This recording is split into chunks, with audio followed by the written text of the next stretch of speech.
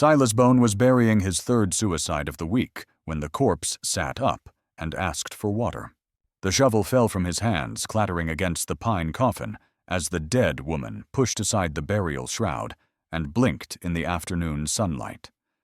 Her skin was pale as gravestone marble, her dark hair matted with grave dirt, but her eyes were very much alive. "Please," she whispered, her voice cracked from thirst. "I've been breathing through that hollow reed for 6 hours." Silas stared at her, his mind struggling to process what he was seeing. In 5 years of digging graves and building coffins in Death Valley, California, he'd buried 127 people. None of them had ever asked for beverages. "You're supposed to be dead," he said finally. "I am dead. Officially." The woman struggled to sit up in the coffin, wincing as circulation returned to her limbs. "Evangeline Cross drowned in the Truckee River 3 days ago. Very tragic. The whole town attended my funeral." Silas looked around the cemetery, confirming they were alone among the weathered headstones and dying flowers. His cottage sat on the edge of the boneyard, isolated from the town by mutual preference. Dead people didn't gossip, and living people found his profession unsettling. "If you're dead, what are you doing in my graveyard?" Evangeline smiled grimly. "Waiting for you to finish filling in this grave so I can disappear properly." "Disappear where?" "Anywhere that isn't a marriage bed with a 60-year-old cattle baron who thinks wives are livestock." Silas understood. He'd been burying enough young women lately, suicides, accidents, mysterious illnesses that struck right before unwanted weddings. The frontier was hard on everyone, but especially on women who couldn't choose their own futures. "The reed," he said, pointing to the hollow tube protruding from the coffin. "How'd you breathe?" "Indian trick. My mother's people used them for underwater hunting." Evangeline started climbing out of the grave, her movements careful, but determined. "You'd be surprised how many ways there are to appear dead without actually dying." Before Silas could respond, another voice called from behind his tool shed, "Mr. Yu the gravedigger." Silas turned to see a small figure emerging from the shadows, a Chinese boy, maybe 12 years old, carrying a carpet bag and wearing clothes too large for his frame.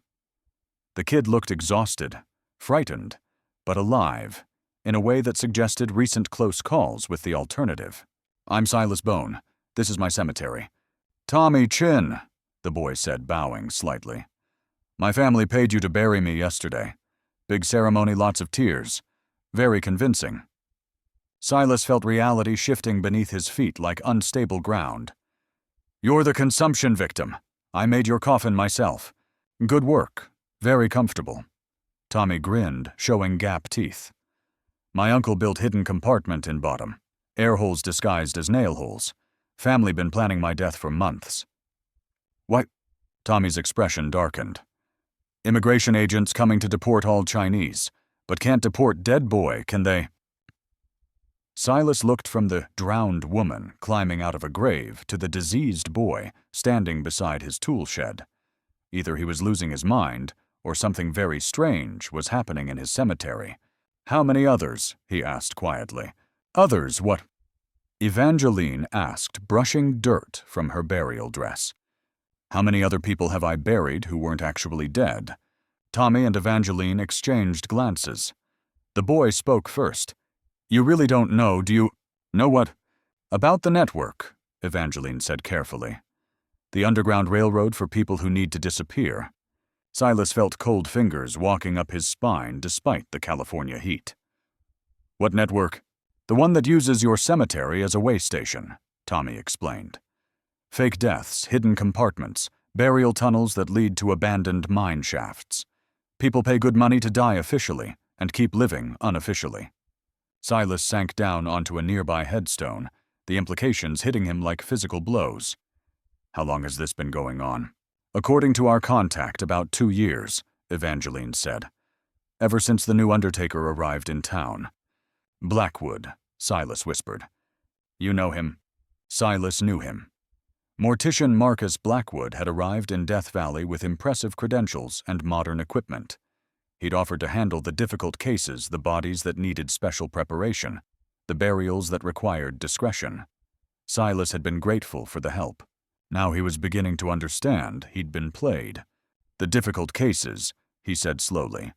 The special burials. He was selling fake deaths. And using your cemetery as the delivery point, Tommy confirmed. Very smart operation. Who suspects a gravedigger of trafficking living people? A new voice interrupted from the direction of the chapel. Nobody suspects anything, which is exactly how we like it. Silas looked up to see a tall man in black clerical clothing walking between the headstones with purposeful strides. He carried himself with the authority of someone accustomed to being obeyed, but there was something wrong with his eyes. Too bright, too desperate. Reverend Abel Stark, the man introduced himself. Late of the First Methodist Church of Sacramento, officially deceased as of Tuesday morning, heart failure during Sunday service, very sudden, very tragic. Silas stood up slowly, his hand moving toward the shotgun he kept propped against his cottage for discouraging grave robbers. Let me guess, you're not actually dead either. Spiritually dead, perhaps. Financially ruined, certainly. But physically breathing, yes. Abel's smile was sharp as a coffin nail. Though that may change if certain people discover I'm still drawing breath. What people? The kind who don't appreciate church treasurers who borrow congregation funds for personal investments. Abel touched his throat unconsciously.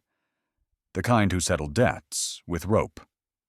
Silas looked at his 3 unexpected visitors, a runaway bride, a deportation refugee, and an embezzling preacher. All officially dead. All standing in his cemetery asking for help. This is insane, he said. This is survival, Evangeline corrected. And you're the only person in Death Valley who can help us stay dead. Why me? Because you're the gravedigger, Tommy explained. You know where every body is buried, which graves are real, and which ones are flexible. Plus, nobody questions a gravedigger who spends a lot of time around corpses. Abel stepped closer, his clerical collar catching the late afternoon sun. More importantly, you're the only person who can get us out of here before Blackwood realizes his operation has been compromised. Compromised how?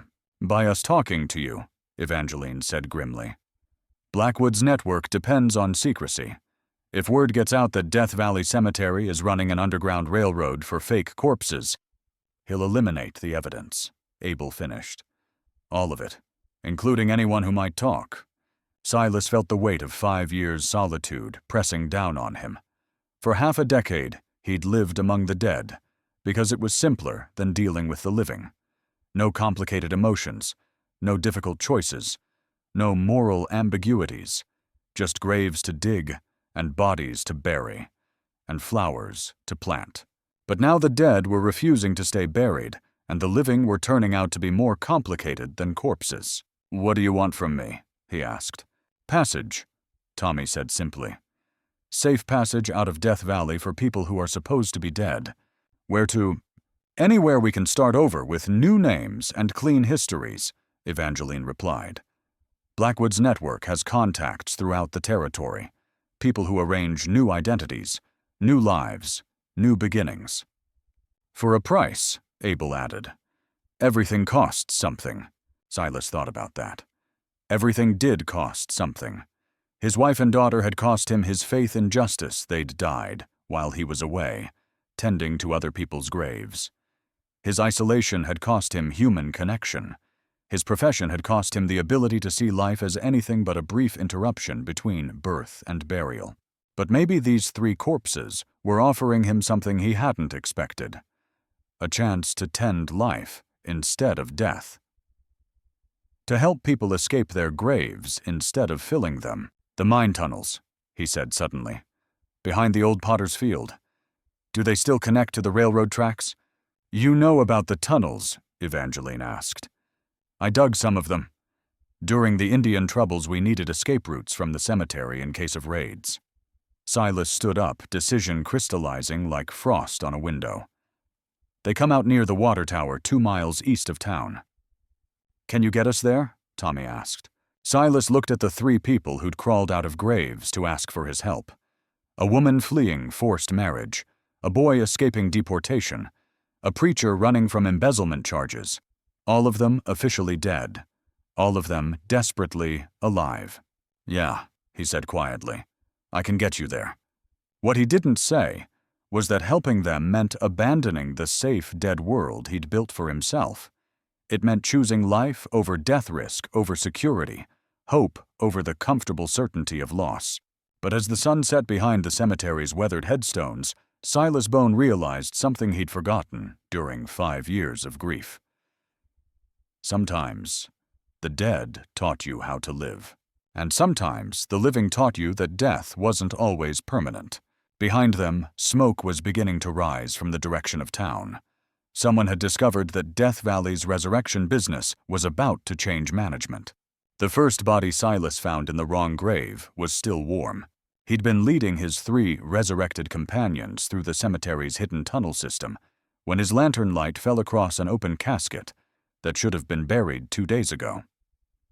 Inside lay a Mexican woman, maybe 25, with ligature marks around her throat and fear frozen in her dead eyes. "That's Maria Santos," Evangeline whispered, her face pale in the lamplight. "She was supposed to be married to Judge Blackwood's business partner yesterday."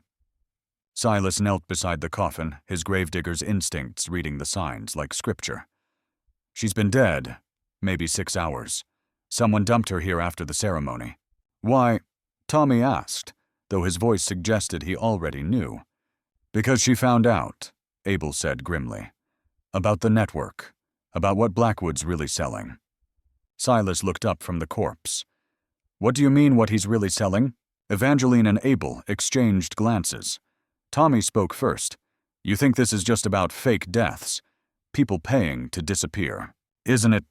"That's the cover story," Evangeline said carefully. "The profitable front operation. But Blackwood's real business is selling people who are already supposed to be dead." Silas felt his world tilt again. "Selling them to who? Mines, brothels, labor camps. Anyone who needs workers who don't officially exist." Abel's clerical collar seemed to mock his words. "People who've died legally, can't file complaints or testify in court." The implications hit Silas like physical blows. All those difficult cases Blackwood had handled, all those special burials requiring discretion. They hadn't been helping people escape, they'd been creating a supply of invisible slaves. "How many?" he whispered. Tommy pulled a small notebook from his jacket. "According to records my uncle copied before my death, maybe 50 people in the past 2 years. All officially buried in your cemetery. All secretly sold to buyers who need untraceable labor." Silas stood slowly, lantern trembling in his hand. "But you 3 you paid to disappear. You're escaping not being sold." "We're the exceptions," Evangeline said. "People with enough money or connections to buy genuine disappearance instead of slavery. But most of Blackwood's clients don't have choices." A sound from above made them all freeze boots on cemetery ground, multiple sets moving with purpose. Silas extinguished his lantern, plunging them into darkness thick as grave earth. "Search every tomb," a voice commanded from above. "If they're hiding in the boneyard, find them." Silas recognized the voice Sheriff Morton Blackwood's bought man who'd never met a bribe he couldn't swallow. Which meant their conversation in the cemetery hadn't been as private as he'd thought. "This way," Silas whispered, leading them deeper into the tunnel system he'd helped dig years ago. "There's a junction ahead that connects to the old mine workings." They moved through narrow passages carved from red clay and shored up with timber that creaked ominously. Silas had forgotten how extensive the network was, dozens of tunnels connecting graves to mine shafts to railroad cuts to the world beyond Death Valley. "How did you know about all this?" Evangeline asked as they navigated a particularly tight squeeze. "Indian troubles, like I said. But also..." Silas paused, remembering. "My wife and daughter. They died during a cholera outbreak while I was away, working a mining claim. When I came back, Blackwood had already buried them in unmarked graves." "Unmarked." Abel's voice carried professional interest. "Said it was for public health. prevent the spread of disease. But now, Silas's throat tightened. Now I'm wondering if they were really dead when he buried them. The tunnel ahead branched in 3 directions. Silas stopped consulting mental maps drawn in grief and shaped by 5 years of solitary labor. Left goes to the railroad. Center leads to the old silver workings. Right comes out near the water tower where the stagecoach stops. He looked at his companions. "Where do you want to go?" "Somewhere safe," Tommy said. "Somewhere we can figure out how to stop this." "Stop what?" Silas asked. "The network," Evangeline said firmly. "The whole operation. People are dying, really dying, because of what Blackwood's doing." Silas thought about Maria Santos's ligature marks, about the 50 people who'd disappeared into slavery, about his wife and daughter in their unmarked graves. The silver mine, he decided. There's an old assay office there, abandoned but defensible. We can make plans without worrying about discovery. They emerged from the tunnels into a moonlit valley, dotted with the skeletal remains of played-out mining operations. The assay office sat like a fortress against the hillside, its thick stone walls designed to protect valuable ore from thieves. Inside, Silas lit a small fire in the old forge, while his companions organized their possessions. Evangeline had brought a sewing kit and a small pistol. Tommy carried carpentry tools and what looked like explosive powder. Abel's belongings included a Bible and a bottle of whiskey. "Interesting combination," Silas observed, nodding toward the preacher's supplies. "Scripture for my soul, whiskey for my courage," Abel replied. "Both necessary for what we're planning." "Which is," Evangeline answered while cleaning her pistol with professional competence. "Exposing Blackwood's operation, freeing the people he's sold into slavery, making sure no one else gets buried alive for profit. That's a big job for 4 people. 3 people, Tommy corrected. You didn't agree to anything except getting us out of the cemetery." Silas looked around the abandoned assay office at the stone walls that had once protected silver, at the 3 people who'd crawled out of graves to ask for his help at the fire that turned shadows into living things on the walls. For 5 years he'd lived with the dead because it was easier than facing life. But sitting here planning something dangerous with people who were supposed to be corpses, he felt more alive than he had since his family died. "I'm in," he said quietly. "Why?" Evangeline asked. Silas thought about his wife and daughter in their unmarked graves, about Maria Santos with fear frozen in her dead eyes, about the 50 people who'd been sold into slavery under cover of fake deaths. "Because I've been digging graves for 5 years," he said. "Time to start digging people out of them." Tommy grinned his gap teeth, catching the firelight. "What's the plan?" Evangeline spread a hand-drawn map across the forge table. "Blackwood keeps records of all his transactions in a safe at the funeral parlor. Names, prices, buyers, locations. If we can get those records, we can track down everyone he's sold and expose the entire network," Abel finished. "And how do we get into Blackwood's safe?" Silas asked. Tommy pulled a small leather pouch from his carpet bag. "Chinese miners know many things about opening locked boxes. Safe is just big locked box. Breaking and entering," Abel mused, "adding burglary to my list of sins." "Sometimes sin is what the situation requires," Evangeline said firmly, "especially when the law is corrupt." Silas understood that logic. Sometimes the only way to serve justice was to break unjust laws. Sometimes the only way to preserve life was to visit death upon those who trafficked in it. "When?" as he asked. "Tomorrow night," Evangeline decided. "During the widow Patterson's funeral. Half the town will be at the cemetery, and Blackwood will be officiating." "What about the other half?" "Leave that to me," Abel said, touching his clerical collar. "Amazing how many sins people confess to a dead preacher who promises not to tell." As they planned through the night, Silas found himself remembering skills he'd thought were buried with his family. How to read building plans. How to move silently through a town that knew your face. How to plan an operation that required precision timing and nerves of steel. By dawn, they had a plan. By sunset tomorrow, they'd either be heroes or corpses. Silas preferred those odds to 5 more years of living death among the graves, Blackwood was embalming a child when Silas kicked in the funeral parlor's back door.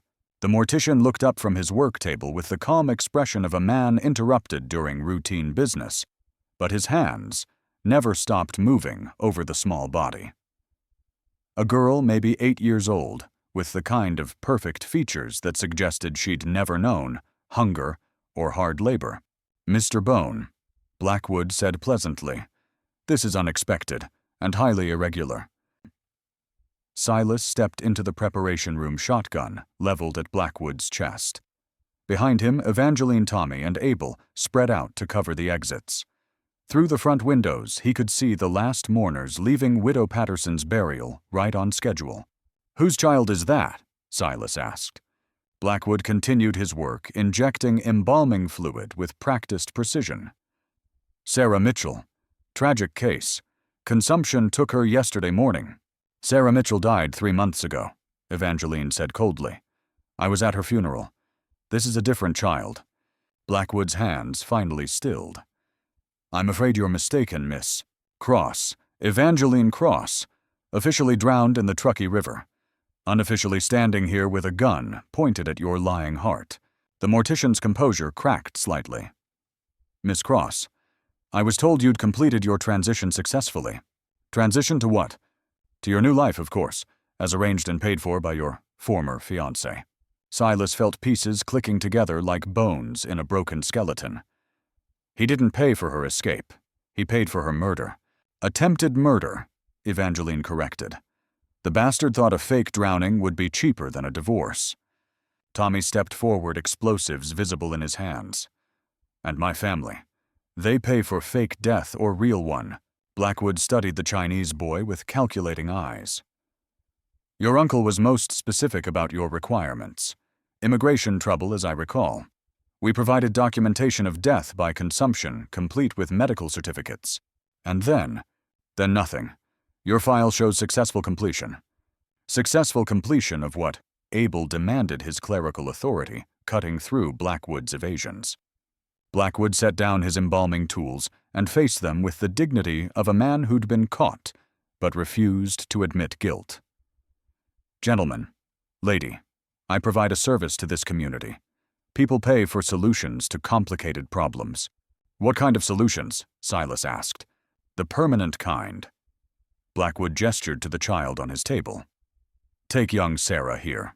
Not the original Sarah Mitchell, as Miss Cross correctly observed. This is Sarah Chen, daughter of a Chinese railroad worker who couldn't pay his gambling debts." Tommy's face went white. "My cousin. Indeed. Your uncle's debt was quite substantial. When he couldn't pay with cash, we arranged alternative compensation. You killed a child to cover a gambling debt."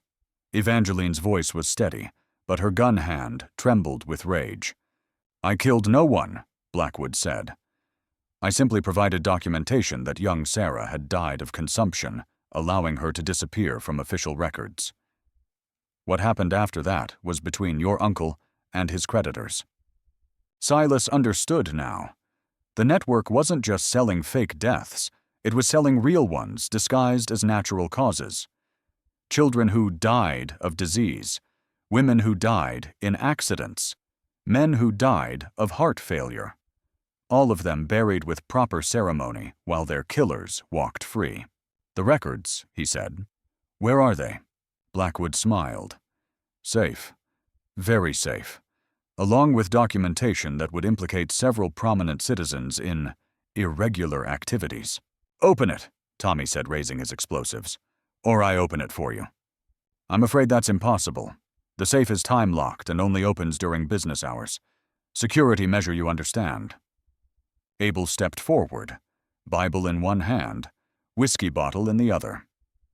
"Marcus Blackwood, by the authority vested in me by the Methodist Church of Sacramento, I pronounce you dead." "I beg your pardon. You died tonight. Heart failure during evening prayers. Very sudden, very tragic." Abel uncorked the whiskey. "Funeral's tomorrow. I'll officiate personally." Blackwood laughed. "Reverend Stark, you're officially dead yourself. What authority could you possibly have? The authority of someone with nothing left to lose." Abel raised the bottle to his lips, then paused. Tell me, Marcus, how many children have you helped disappear? I don't know what you mean. Yes, you do. Abel took a long drink, then set the bottle aside. You see, I've been reviewing my sins lately. Embezzlement, adultery, bearing false witness. Quite a catalogue of failures. Your point? My point is that killing you wouldn't add much to the list. Blackwood's composure finally cracked completely. You can't murder me in my own funeral parlor. Murder? Tommy asked innocently. Who said murder reverend just pronounced you dead? We're simply fulfilling the prophecy. Silas watched Blackwood's face cycle through emotions. Confusion, fear, desperate calculation. The mortician had spent years selling death to others, but he'd never contemplated his own mortality. The combination, Evangeline said quietly. Or we find out how much embalming fluid it takes to kill a healthy adult. Blackwood looked at the 4 people surrounding him. A gravedigger who'd learned to value life, a woman who'd escaped her own murder, a boy whose family had been destroyed by debt, and a preacher who'd lost his faith in everything except justice. 37 left. 19, right 42, left, he whispered. Tommy was already working the combination. The safe opened with a click that sounded like a coffin lid closing. Inside were ledgers, contracts, correspondence. Years of documentation proving that Death Valley's mortician had been in the business of selling both fake and real deaths to anyone willing to pay. My God, Abel breathed, reading over Tommy's shoulder. 53 people sold into slavery, 21 actual murders disguised as natural deaths, and buyers from San Francisco to Denver. Evangeline pulled out a leather folder marked Special Cases. Look at this. Children sold to mine operators. Women sold to brothel owners. Men sold to railroad gangs. All officially dead, all actually enslaved. Silas found what he was looking for in a file marked Administrative Expenses. 2 death certificates bearing familiar names: Eleanor Bone, age 28, cause of death cholera. Rebecca Bone, age 6, cause of death cholera. They weren't dead, he whispered. When you buried them, they weren't dead. Blackwood straightened his tie with hands that barely trembled. Mr. Bone, I understand your distress, but Silas's shotgun blast removed Blackwood's head in a spray of blood and bone fragments.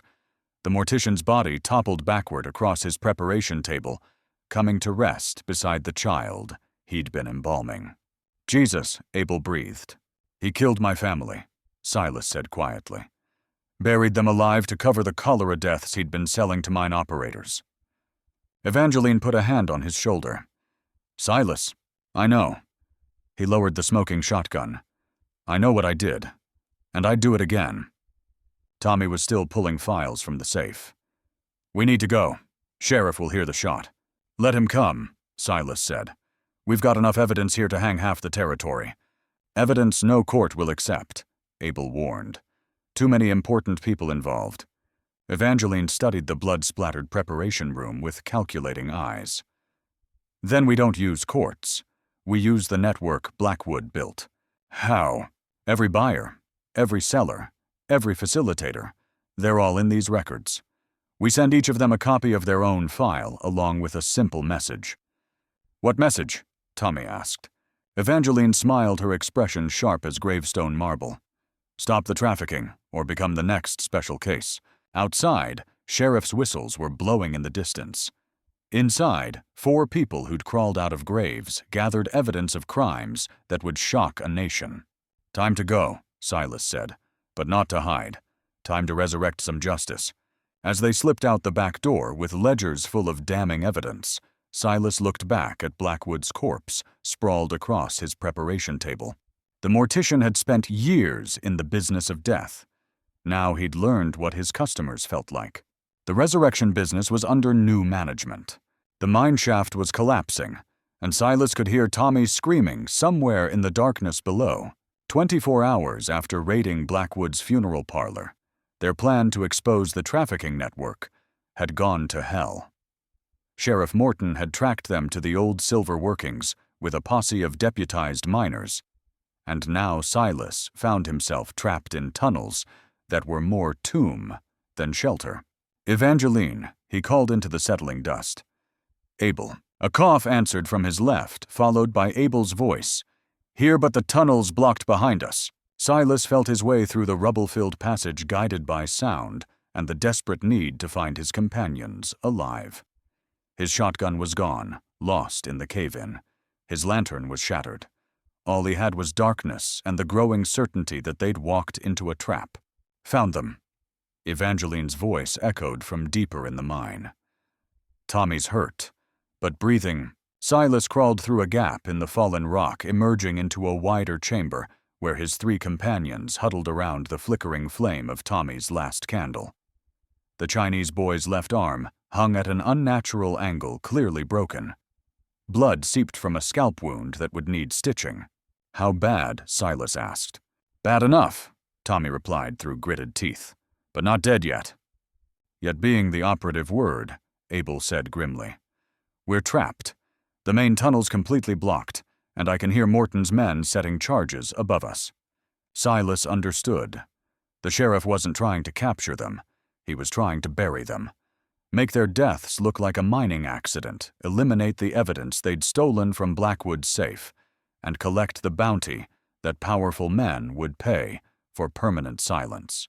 "The records," Evangeline said, patting her satchel. "We still have Blackwood's files." "Fat lot of good they'll do us if we're dead," Abel muttered. Silas studied the chamber by candlelight, noting details his gravedigger's instincts had trained him to see. Timber supports, airflow patterns, the subtle signs that indicated structural integrity or its absence. "This isn't a natural chamber," he said suddenly. "What do you mean?" Tommy asked. "This was excavated. Recently. Look at the tool marks on the walls, the fresh timber supports." Silas moved toward the far end of the chamber. "Someone's been working here." "Who? Maybe the same someone who knew we'd end up here." Silas found what he was looking for, a concealed opening behind a carefully placed rockfall. "This isn't a trap. It's a test." A voice from the hidden passage confirmed his suspicion. "Very good, Mr. Bone. I was beginning to wonder if you'd figure it out." The speaker emerged from the darkness like a ghost stepping through cemetery gates. A woman, maybe 50, with silver hair and clothes that suggested wealth rather than frontier hardship. But her eyes held the kind of knowledge that came from seeing too much death. "Dr. Catherine Morse," she introduced herself. "Physician-surgeon and recent addition to the ranks of the officially deceased." "You're supposed to be dead," Evangeline said. "Heart attack 3 weeks ago. Very sudden, very convenient for certain people who didn't appreciate my questions about cholera outbreaks that weren't quite natural." Dr. Morse gestured for them to follow her through the hidden passage. Blackwood was efficient, I'll give him that. But he wasn't the only one in the resurrection business. The passage led to a larger complex of tunnels and chambers, obviously artificial and recently constructed. Electric lights powered by a small generator provided illumination.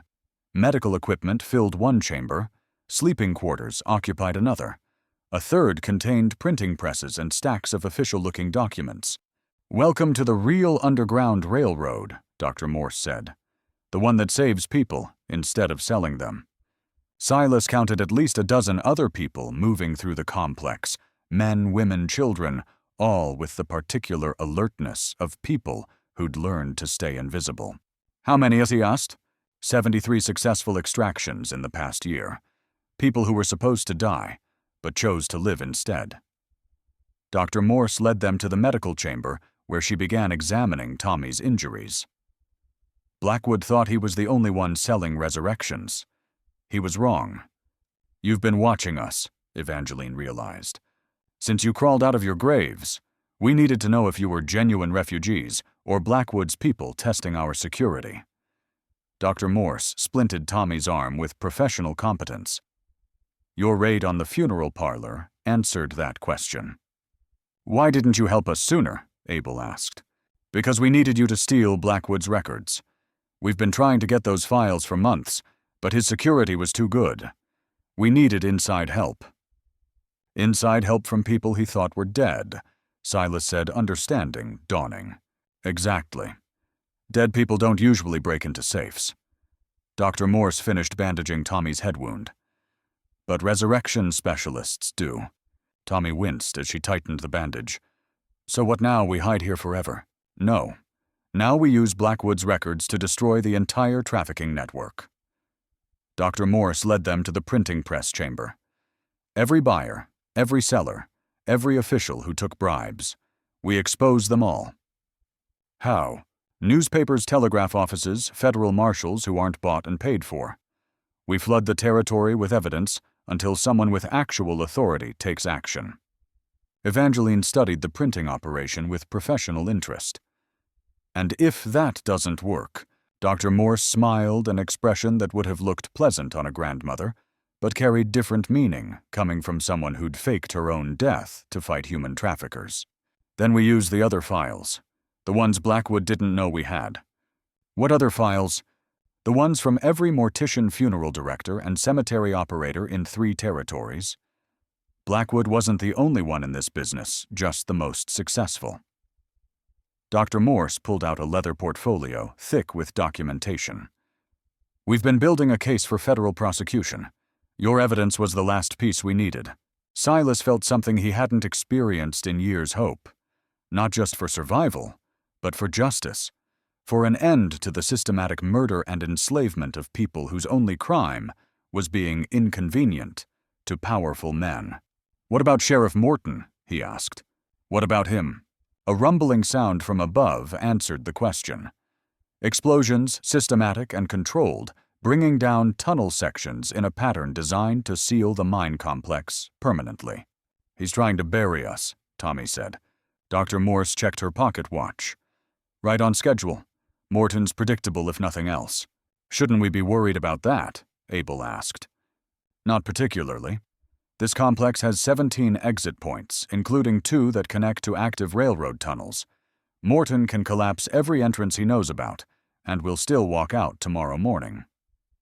And then, Dr. Morse looked at Silas with the measuring gaze of someone evaluating a potential partner. Then we find out if you're ready to stop being a gravedigger and start being something else, such as a life giver. Someone who digs people out of graves instead of putting them in. Dr. Morse gestured to the complex around them. We could use someone with your skills and knowledge of cemetery operations.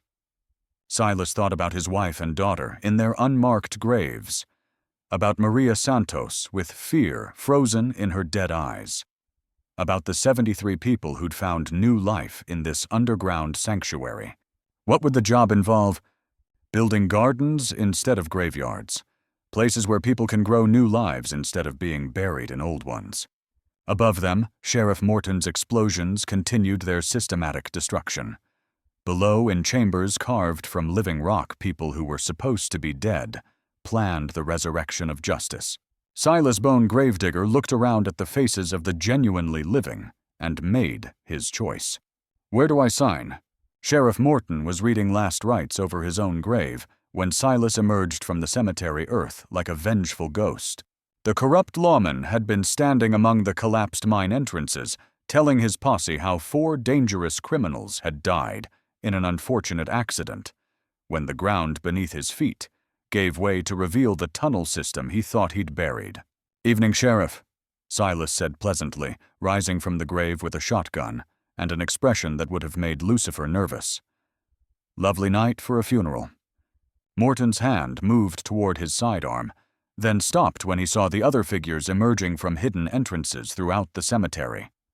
Evangeline with her pistol, Tommy with his explosives, Abel with a rifle, and the cold authority of a man who'd lost his faith in everything except justice.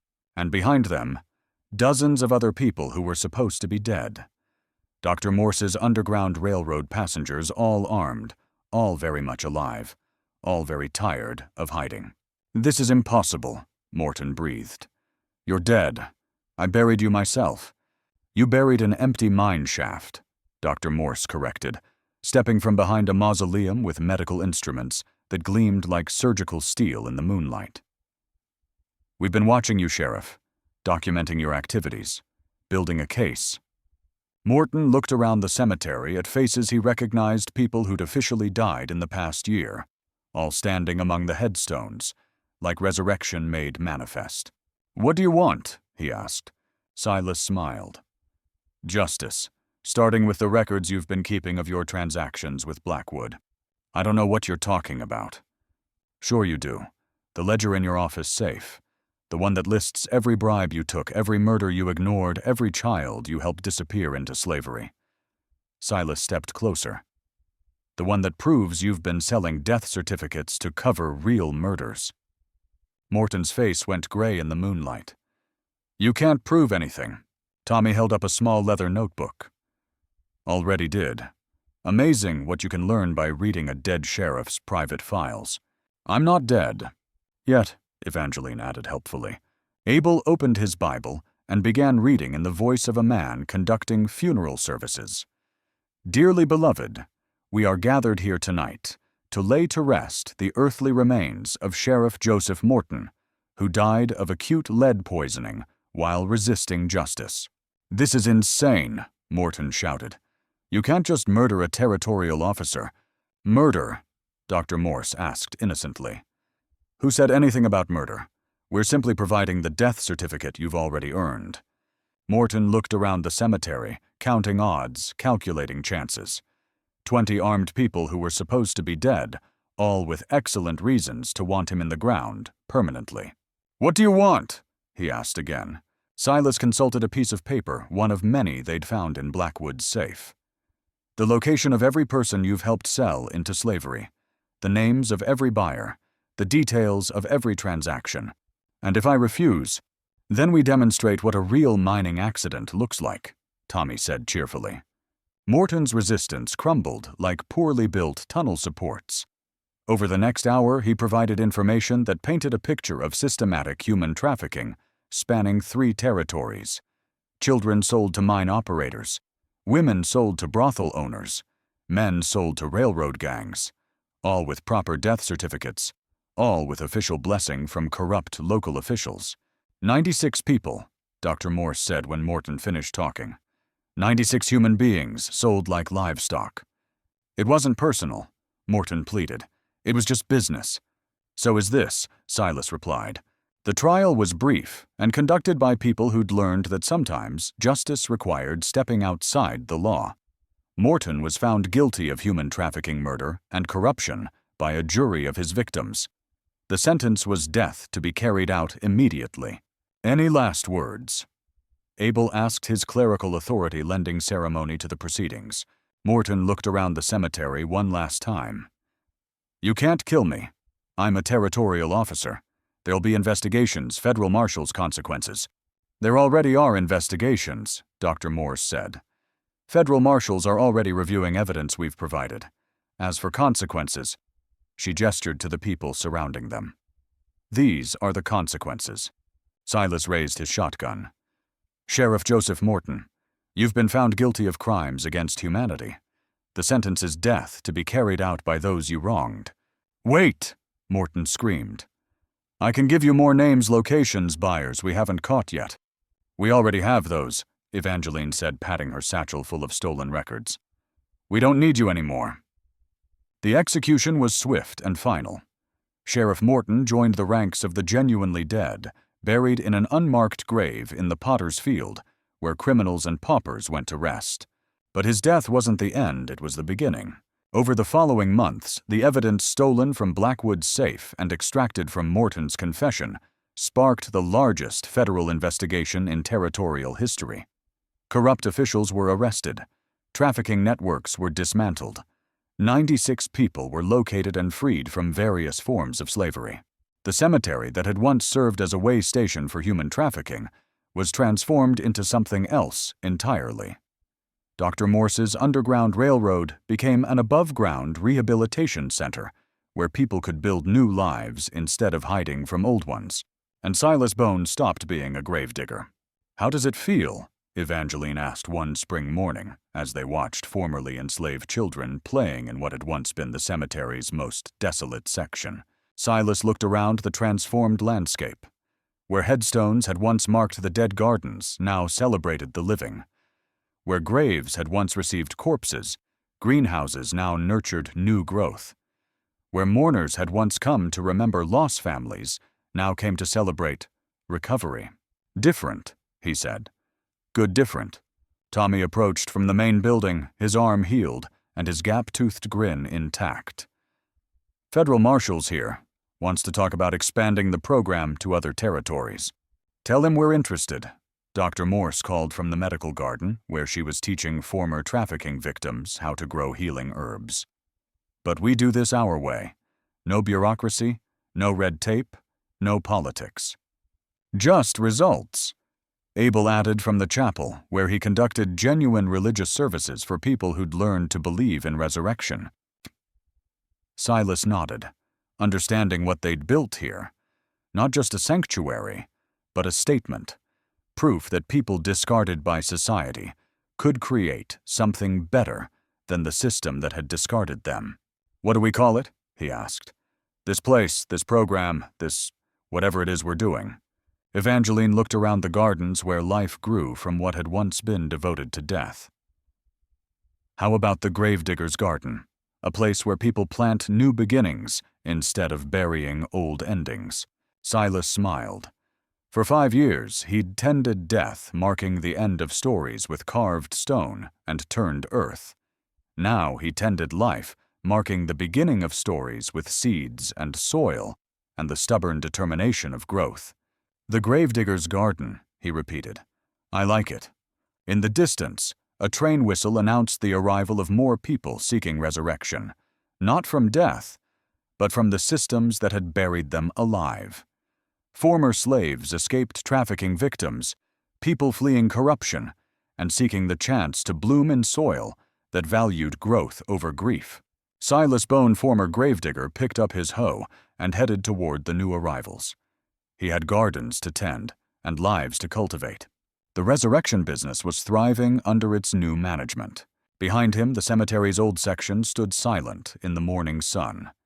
A few headstones remained marking those who'd genuinely died and deserved remembrance. But most of the graves were empty now, their former occupants having learned that death was only permanent if you accepted it as final. And in the center of it all, where the old potter's field had been a single marker, bore testimony to their transformation. Here lies the old way of doing things. May it rest in pieces.